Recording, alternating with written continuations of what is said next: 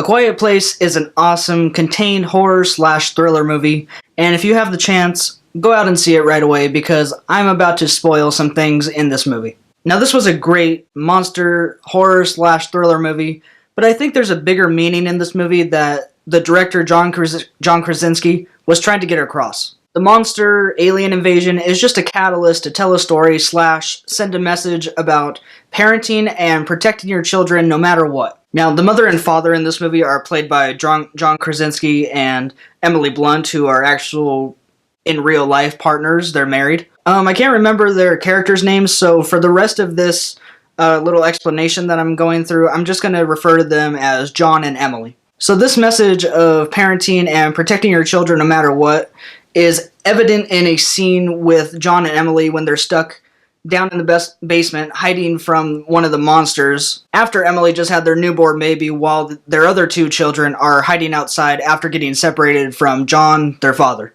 This prompts Emily to ask, "Where are the children? Are they okay?" And John hesitates and he says, "Don't worry, I'll find them." This is when Emily freaks out a little bit and she says, "We have to protect them.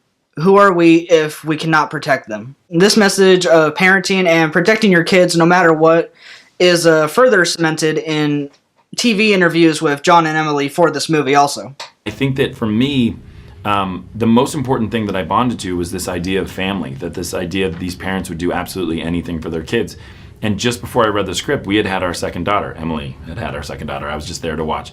And so because we were still in that fresh new parenthood life of terror and worry that we could keep this little girl safe and this little girl alive, and whether or not I was good enough to be a dad, all those things I put into the script because it's really what this movie kind of is about. It's a giant metaphor for parenthood. We did approach it with great vulnerability, I think. You know, we'd just become parents of our second kid, and John was writing the screenplay when our little one was 4 months old. And that idea of how far you would go to protect your children was something that resonated really powerfully with us both.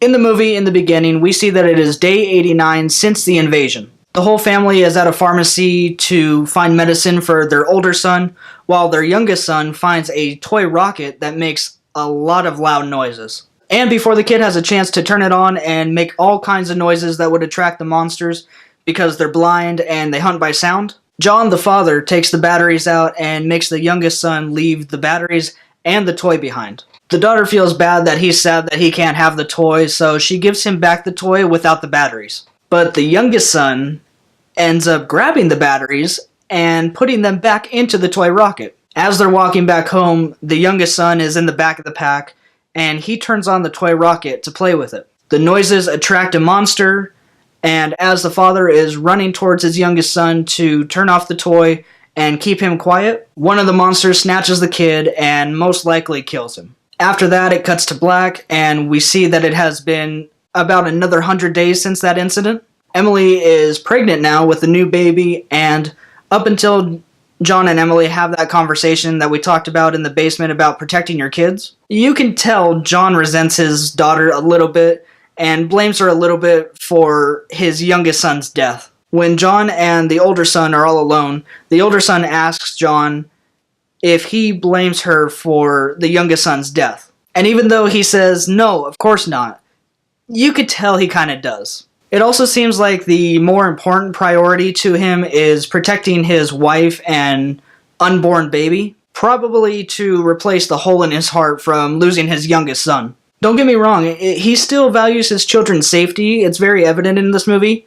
I just don't think he values it as much as protecting his wife and his new unborn baby. But finally, after John and Emily have that basement conversation about protecting your kids no matter what, he goes out to look for his older son and daughter and sees them getting attacked by one of the monsters while they're hiding in a truck. So John is a good enough distance away from the truck, and he realizes to protect his kids no matter what, he has to make noise to distract the monster away from attacking them, and right before he does, him and his daughter have a moment where they just stare at each other because she and him just know what he's about to do. And in sign language, he says, "I love you, I always have." And in that last moment with each other, he lets her know, and she realizes and finally gets confirmation that he actually doesn't blame her for his youngest son's death. And even if deep down he still did slightly blame her, it doesn't matter, because he realized that the love he has for his daughter